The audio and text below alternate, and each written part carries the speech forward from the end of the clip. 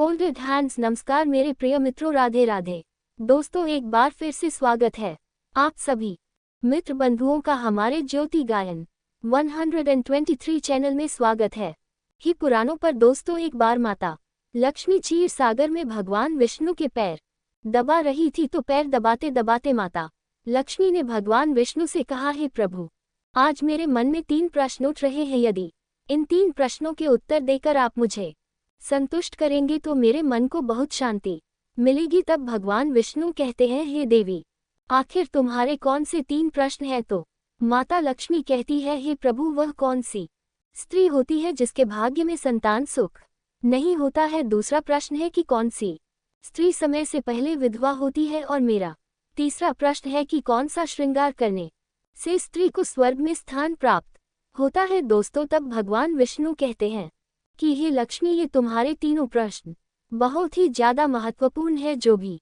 व्यक्ति इन तीनों प्रश्नों के उत्तर समझकर इस पर्याप्त ज्ञान को अपने जीवन में उतार लेता है, उसे जीवन में सुख की प्राप्ति होती है। दोस्तों, भगवान विष्णु कहते हैं, हे देवी लक्ष्मी, अब मैं तुम्हें तुम्हारे तीनों प्रश्नों के उत्तर एक छोटी सी कहानी के माध्यम से देने वाला हूँ। इस कहानी के माध्यम से तुम अपने तीनों प्रश्नों के उत्तर ठीक तरह से समझ पाओगी, परंतु मेरी एक शर्त है, जब तक मैं कहानी सुनाऊं तब तक तुम्हें इस कहानी को ध्यान से सुनना है। तो माता लक्ष्मी कहने लगी, प्रभु, मैं आपको वचन देती हूँ कि इस कथा को मैं पूरे मन और लगन से सुनूंगी। आप कृपया उस कथा को आरंभ करें। तो दोस्तों, आप सभी से एक विनती है कि आप भी इस कथा को पूरा जरूर सुने। इसे आधा अधूरा सुनना पाप माना जाता है। कथा शुरू करने से पहले कमेंट में जय माँ लक्ष्मी और जय श्री हरि विष्णु अवश्य लिखे, साथ ही को लाइक करना ना भूले। तो चलिए आरंभ करते हैं। प्रिय बंधुओं, भगवान विष्णु कहते हैं, हे लक्ष्मी, किसी राज्य में एक छोटा सा नगर था। उस नगर में एक सेठ रहता था। उस सेठ के 2 बेटे थे और सेठ के बेटों की शादी भी हो चुकी थी। सेठ की पत्नी और सेठ के बड़े बेटे दोनों का ही स्वभाव दुष्ट प्रवृत्ति का था। इसलिए सेठ की पत्नी अपने बड़े बेटे की पत्नी से बहुत ही ज्यादा प्यार करती थी, मगर छोटे बेटे की पत्नी जो थी वह बड़े ही अच्छे स्वभाव की थी और वह एक पतिव्रता स्त्री भी थी और पूरे घर का सारा कामकाज भी वह अकेले ही करती थी। इतना कुछ होने पर भी सेठ की पत्नी और बड़े बेटे की पत्नी छोटी बहू का हमेशा ही अपमान करती रहती थी। दोस्तों, भगवान विष्णु कहते हैं, हे लक्ष्मी, सेठ के बड़े बेटे की बहू को एक बेटा था और छोटी बहू को एक पुत्री थी। सेठ की पत्नी हमेशा पुत्र को लेकर छोटी बहू को ताना मारती रहती थी, लेकिन वह क्या कर सकती थी, वह हमेशा उनके ताने सुनती रहती थी। दोस्तों, तब भगवान विष्णु कहते हैं, हे लक्ष्मी, अब मैं तुम्हें छोटी बहू की कहानी अच्छे तरीके से समझाता हूँ। इस कहानी से तुम्हें तुम्हारे पहले प्रश्न का उत्तर प्राप्त होगा। तुम्हारा पहला प्रश्न था कि कौन सी स्त्री के भाग्य में पुत्र की प्राप्ति नहीं होती है। तब भगवान विष्णु कहते हैं, देवी, उस सेठ की जो पत्नी थी वह पहले से ही बड़े ही दुष्ट स्वभाव की थी। उसके कुटिलस भाव से सभी घर वाले बहुत ही ज्यादा परेशान थे, परंतु अपनी सीधी साधी छोटी बहू को वह कुछ ज्यादा ही परेशान करती रहती थी। उसको सताने में उसको बहुत ही ज्यादा आनंद आता था। सेठ के छोटे बेटे की पत्नी का नाम सुकन्या था। बेचारी सुकन्या सुबह जल्दी उठकर के अपने कामकाज में जुट जाती थी। इतना करने पर भी सेठ की पत्नी की निगाहों में सुकन्या हमेशा खटकती रहती थी। एक दिन की बात है, सुकन्या घर में झाड़ू लगा रही थी, तो सेठ की पत्नी बोली कि तेरे हाथ में जान नहीं है क्या? तू जल्दी जल्दी झाड़ू लगा, मैं मंदिर जा रही हूँ। मेरे लौट कर आने से पहले तू भोजन बनाकर तैयार रखना और आते ही मैं उस भोजन को ग्रहण करूंगी और सुनन्ना का एक दाना भी बर्बाद न हो पाए। बेचारी सुकन्या करती भी तो क्या, वह अपनी सास की बातों को सुनती रही। तब घर की सफाई करने के बाद सुकन्या खाना बनाने में लग गई। खाना बनाते समय वह मन में सोच रही थी कि मैं इतना काम करने के बाद भी एक पल के लिए चैन की सांस नहीं ले पाती हूँ और मेरी सांस हर समय मेरे काम में कोई ना कोई गलती निकालती रहती है। सुकन्या ये सब सोच ही रही थी, जितने में दरवाजा खटखटाने की आवाज आई तो सुकन्या ने सोचा कि अभी तो भोजन तैयार ही हुआ है, लगता है मेरी सासू माँ आज जल्दी ही लौट आई है। जब सुकन्या ने दरवाजा खोला तो उसने क्या देखा कि बाहर दरवाजे पर एक सन्यासी महात्मा खड़े हैं। दोस्तों, वह साधु महाराज सुकन्या से कहता है कि बेटी, तेरा सुहाग अमर रहे, बाबा को कुछ भोजन करा दे, मुझे बड़ी तेजी से भूख लग रही है। दर्शकों, भगवान विष्णु कहते हैं कि लक्ष्मी सुकन्या बहुत सुशील और संस्कारी थी। उसने सोचा कि साधु महाराज को भोजन करा तो दूं, परंतु यदि मेरी सांस आ गई तो मेरी खैर नहीं। फिर कुछ देर सोच विचार करने के बाद में उसने सन्यासी को भोजन करने के लिए अंदर आने को कहा और उसी समय सुकन्या के मन में विचार आया कि सांस से डरना कैसा, यदि मेरी सांस आ भी जाएगी और मुझसे कुछ कहेगी तो मैं उनसे कह दूंगी कि मैं अपने हिस्से का भोजन इन महात्मा को दे रही हूँ। भगवान विष्णु कहते हैं, हे लक्ष्मी। फिर ऐसा सोचकर कि सुकन्या साधु को अंदर ले गई और अतिथि धर्म का पालन करते हुए उस साधु को भोजन कराने लगी। अभी साधु भोजन कर ही रहा था कि सुकन्या की सांस आ गई और फिर साधु को घर के अंदर बैठा भोजन करते देखकर के उसका गुस्सा सातवें आसमान पर जा चढ़ा और एकदम से साध महाराज से कहने लगी, यहाँ पर क्या किसी प्रकार का भंडारा या दावत नहीं चल रही है जो तो राह चलते भिखमंगों को घर में बिठाकर खिला रही हो। सुकन्या ने अपनी सांस को रोकने की बहुत कोशिश की, परंतु उस दुष्ट स्त्री ने सन्यासी को धक्के मारकर घर से बाहर निकाल दिया और उसका खाना उठाकर फेंक दिया। अब उसका क्रोध सुकन्या पर टूटा और कहने लगी, अरे दुष्ट औरत, मैंने तुझे कहा था कि अन्न का एक दाना भी बर्बाद नहीं होना चाहिए, लेकिन तूने क्या किया, उस भिखमंगे को इतना सारा भोजन दे दिया। दोस्तों, भगवान विष्णु कहते हैं, हे लक्ष्मी। सुकन्या डरती हुए बोली, सासू माँ, मैंने सन्यासी को अपने हिस्से का भोजन दिया है, इसमें आखिर इतना गुस्सा होने की क्या बात है। द्वार पर आए अतिथियों को कभी खाली हाथ नहीं भेजते हैं, ऐसा शास्त्र कहते हैं। भगवान विष्णु कहते हैं, इस प्रकार काफी देर तक सांस बहू की तकरार चलती रही। अंत में उस कुटिल सांस ने सुकन्या को भी धक्के मार मार करके घर से निकाल दिया। अब वह बेचारी रोती हुई घर का दरवाजा पिटती रह गई, परंतु उसकी सांस पत्थर जैसी बन गई, उसका दिल नहीं पसीजा। अब सुकन्या के पास में एक ही रास्ता बचा था कि वह अपने मायके में लौट जाए। दर्शकों, भगवान विष्णु कहते हैं, हे लक्ष्मी। इस प्रकार सुकन्या दुखी होकर के अपने मायके के लिए निकल गई और बीच रास्ते में एक घना जंगल भी पड़ता था। सुकन्या भूख प्यास से तड़पती हुई अपने मायके के लिए चली जा रही थी, तभी अचानक जोरों से बादल गरजे और मूसलाधार बारिश शुरू हो गई। भगवान विष्णु कहते हैं, बारिश से बचने के लिए सुकन्या ने एक पेड़ की शरण ली, लेकिन वर्षा का वेग इतना तेज था कि बचना मुश्किल हो गया था। अब उसी पेड़ की जड़ में एक कोट बना था। सुकन्या ये सोचकर उसमें घुस गई कि बारिश रुकने के बाद में वह बाहर निकल आएगी और जब तक वर्षा हो रही है वह कोठा के अंदर बारिश से अपनी सुरक्षा कर सकती है। दर्शकों, भगवान विष्णु कहते हैं, हे लक्ष्मी। जब सुकन्या उस पेड़ के कोटा में घुसी तो उस कोट के अंदर उसे एक साधु मिले। फिर संत ने कहा, बेटी रोना बंद करो, मुझे मालूम है कि तुम्हारे घर वाले तुम्हारा अनादर इसलिए करते हैं कि वह दुष्ट प्रवृत्ति के हैं और तुम्हें ताना इसलिए मारते हैं कि तुम्हारी जेठानी को पुत्र की प्राप्ति हो गई है और तुम्हें अभी तक पुत्र की प्राप्ति नहीं हुई है, इसलिए तुम चिंता मत करो। मैं तुम्हें एक पर्ची देता हूँ, इस पर्ची में जो उपाय लिखा है उसे पूरी निष्ठा से करना और फिर तुम्हें एक गुणवान पुत्र प्राप्ति होगी। दर्शकों, इस प्रकार वह संत महात्मा पर्ची देकर वहां से अंतर्ध्यान हो गए। उधर जब वर्षा बंद हो गई तो सुकन्या को ढूंढता हुआ उसका पति वहां पर पहुंच गया और फिर सुकन्या मायके न जाकर उसी जंगल में एक कुटिया बनाकर रहने लगी। भगवान विष्णु कहते हैं, हे लक्ष्मी। एक दिन की बात है, सुकन्या को पुत्र का ख्याल आया और सोचने लगी कि यदि मेरे पास में भी एक पुत्र होता तो ससुराल में मेरी भी इज्जत होती। वह ऐसा सोच ही रही थी कि उसे संत की दी हुई वह पर्ची याद आ गई और जब सुकन्या ने पुत्र प्राप्ति के लिए उस पर्ची को पढ़ा तो उसमें लिखा था कि बेटी, पुत्र प्राप्ति के लिए हमेशा स्त्री को रात्रि के समय पुरुष के बाईं तरफ सोना चाहिए। ऐसा करने से कुछ समय के बाद में बाई कर लेटने से नाक का दाया स्वर और दाहिनी करवट लेटने से नाक का बाया स्वर चालू हो जाता है और फिर जब भी पुत्र प्राप्ति की इच्छा हो तो उस स्थिति में मिलन से पहले ये निश्चित कर लेना चाहिए कि पुरुष का दाया स्वर चलने लगे और स्त्री का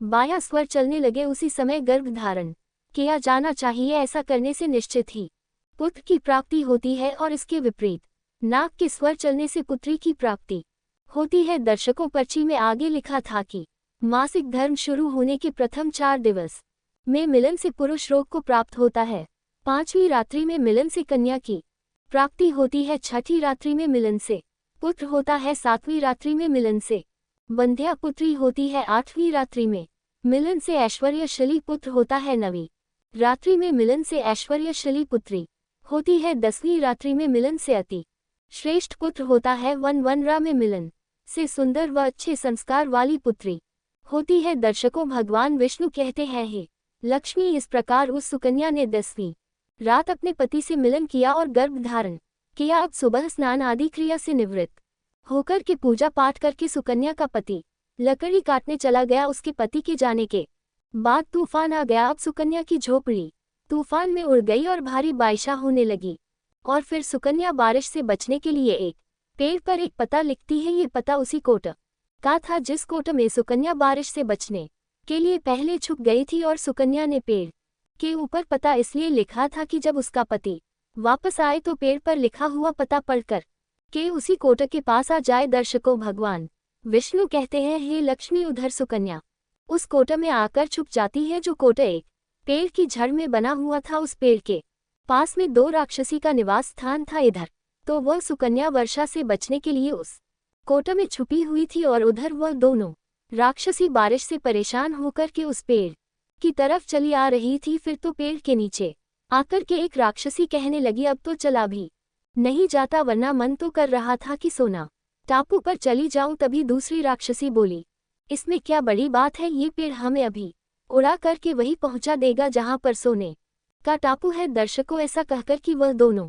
राक्षसी पेड़ की शाख पर बैठ गई और पेड़ एकदम से उड़ने लगा। उधर थकी हारी सुकन्या कोट में छुपी हुई थी। कोट में घुसते ही सुकन्या को नींद आ गई थी, लेकिन पेड़ के उड़ने से लगने वाले झटकों से सुकन्या की नींद खुल गई और पेड़ को उड़ता देखकर कि वह एकदम से घबरा गई। दर्शकों, जब सुकन्या ने कोट से बाहर देखा तो पेड़ की डाल पर 2 राक्षसी बैठी थी। अंततः सुकन्या ने परिस्थिति के साथ समझौता किया और सोचा कि जो होगा अच्छा ही होगा। फिर कुछ देर की उड़ान के बाद में वह पेड़ एक सोना टापू पर पहुंच करके उतर गया। उधर दोनों राक्षसी को भूख लग रही थी, इसलिए वह दोनों शिकार की तलाश में निकल गई। भगवान विष्णु कहते हैं, हे लक्ष्मी, उन दोनों राक्षस के जाने के बाद में सुकन्या कोट से बाहर निकली और उसने चैन की सांस ली। अब जैसे ही सुकन्या ने सोना टापू पर फैली रेत को देखा तो एकदम से अचंभित में पड़ गई कि यह रेत तो चमचमा रही है। और जैसे ही सुकन्या ने रेत को हाथों में उठाया तो एकदम से चिल्लाने लगी, अरे ये तो सोने की रेत है। और फिर सुकन्या ने अपनी साड़ी की आंचल में वह जितनी रेत बांध सकती थी उसने बांध ली और पुनः आकर के उसी कोट में छिप गई। दर्शकों, भगवान विष्णु कहते हैं, इधर तो सुकन्या का उस कोट में वापस जाना हुआ। उधर दोनों राक्षसी पेड़ पर वापस आ गई और वह आपस में कहने लगी, आज तो भर पेट खाना खा कर के पूरी तृप्ति हो गई, अब चलो वापस लौट चलते हैं हम जहां से आए थे। और फिर इस प्रकार थोड़ी देर में वह पेड़ उड़ करके उसी स्थान पर पहुंच गया जहां से वह पेड़ उड़ करके गया था। भगवान विष्णु कहते हैं, लक्ष्मी, वह सुकन्या तब तक उसी कोट में छुपी रही जब तक किसी कार्य वश वह राक्षस हंसी उस पेड़ से चली नहीं गई। और जैसे ही वह दोनों उस पेड़ से चली गई, वैसे ही सुकन्या सोने की रेत लेकर करके उस कोट से बाहर आ गई और मन में सोचने लगी कि इतना सारा सोना देख कर के मेरी सासू माँ खुश हो जाएगी और अब मैं अपने ससुराल वापस जाऊंगी और अपनी सासू माँ को इतना सारा सोना दूंगी। फिर वह मुझसे कभी भी नफरत नहीं करेगी और मुझसे प्यार करने लगेगी।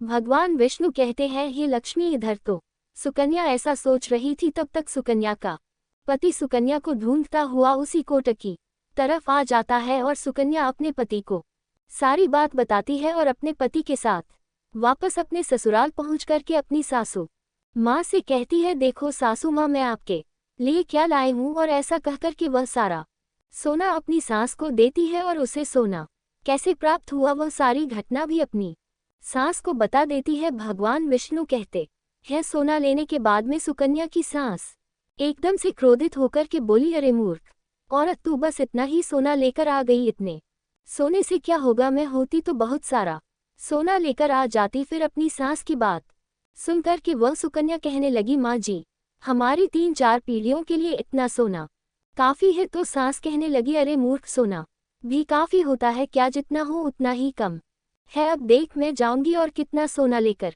आती हूँ। भगवान विष्णु कहते हैं, हे लक्ष्मी, सुकन्या ने अपनी सास को बहुत समझाया, परंतु उस लालची दुष्ट स्त्री के समझ में एक भी बात नहीं आई। उसने सुकन्या की एक भी बात नहीं सुनी और जाकर के उसी पेड़ के कोट में बैठ गई। उधर वह दोनों राक्षसी जैसे ही पेड़ पर आई तो एकदम से वह पेड़ उड़ने लगा। इधर तो पेड़ उड़ता हुआ जा रहा था, उधर वह सुकन्या की सांस मन ही मन में बहुत खुश हो रही थी कि आज मैं बहुत सारा सोना एक साथ फटर के लाऊंगी। भगवान विष्णु कहते हैं। इधर तो सुकन्या की सांस अपने मन में खुशियां मना रही थी। उसी समय एक राक्षसी कहने लगी, चलो आज स्वर्ण द्वीप पर ना चलकर के मत्स्य द्वीप पर चलते हैं, आज मछलियां खाने का बहुत मन कर रहा है। और फिर जैसे ही राक्षस ने मछली खाने का मन बनाया वैसे ही वह पेड़ मत्स्य द्वीप की तरफ उड़ चला। भगवान विष्णु कहते हैं, हे लक्ष्मी। इस प्रकार राक्षस की बात सुनकर के कोट में बैठी वह लालची स्त्री स्वयं पर संयम नहीं रख सकी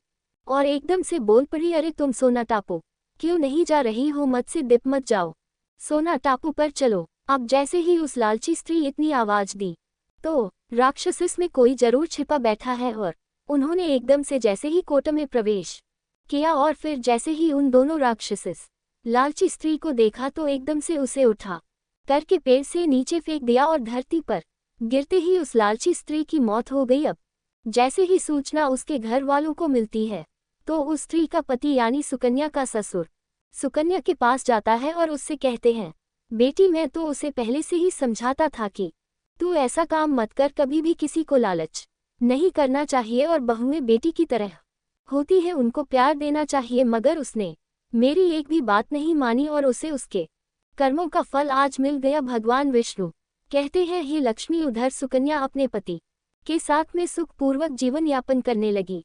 फिर कुछ समय गुजरने के बाद में सुकन्या को एक गुणवान पुत्र की प्राप्ति हुई और पुत्र की प्राप्ति के बाद सुकन्या की खुशी का ठिकाना नहीं रहा और वह भगवान का शुक्रिया करने लगी। उधर सेठ के बड़े बेटे की बहू जो हमेशा सुकन्या को पुत्र को लेकर ताने मारती रहती थी, जब सुकन्या को पुत्र की प्राप्ति हो गई और उसे धन भी प्राप्त हो गया, उधर सेठ के बड़े बेटे और बहू के दिन गरीबी में गुजरने लगे तो सेठ की बड़ी बहू जाकर के सुकन्या के आगे हाथ जोड़ करके अपनी गलती के लिए माफी मांगने लगती है। सुकन्या एक बहुत ही दयावान स्त्री थी और बहुत ही मधुर संबंध वाली स्त्री थी, इसलिए वह अपनी जेठानी को माफ कर देती है और वह जो भी सोना लेकर आई थी उसमें से कुछ सोना वह अपनी जेठानी को भी दे देती है। इस प्रकार वह पूरा परिवार अच्छे से जीवन यापन करने लगता है। भगवान विष्णु कहते हैं, लक्ष्मी। इस प्रकार जब समय धीरे धीरे सुख पूर्वक व्यतीत होने लगा तो सेठ की बड़ी बहू का जो पुत्र था वह अवगुण था, इसलिए उसने सारा धन अवगुणों में बर्बाद कर दिया और सुकन्या को जो पुत्र हुआ था वह बहुत ही गुणवान था। वह अपने जीवन में इतना आगे बढ़ा कि उसने अपने माँ बाप का नाम रोशन कर दिया और फिर जब सुकन्या और उसकी जेठानी का जीवन समाप्त हुआ तो सुकन्या को स्वर्ग की प्राप्ति हुई और उसकी जेठानी को नरक में स्थान मिला। भगवान विष्णु कहते हैं, लक्ष्मी।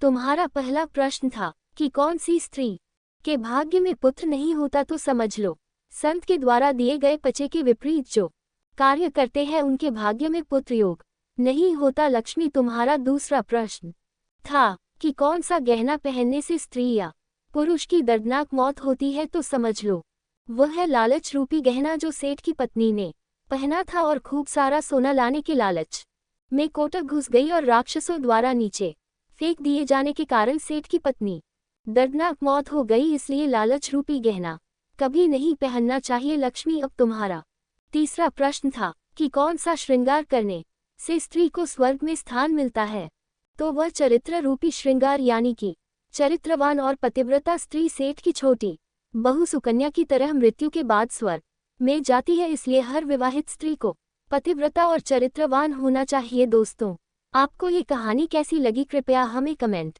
में जरूर बताएं। अगर आपको कहानी पसंद आए हो तो अपने मित्र बंधुओं के साथ जरूर शेयर करें। आशा करते हैं ये जानकारी आपको अच्छी लगी हो। अधिक धार्मिक जानकारी के लिए हमारे ज्योति ज्ञान 123 चैनल को सब्सक्राइब करें और हमसे जुड़े रहिए। आप सभी का धन्यवाद। Folded hands.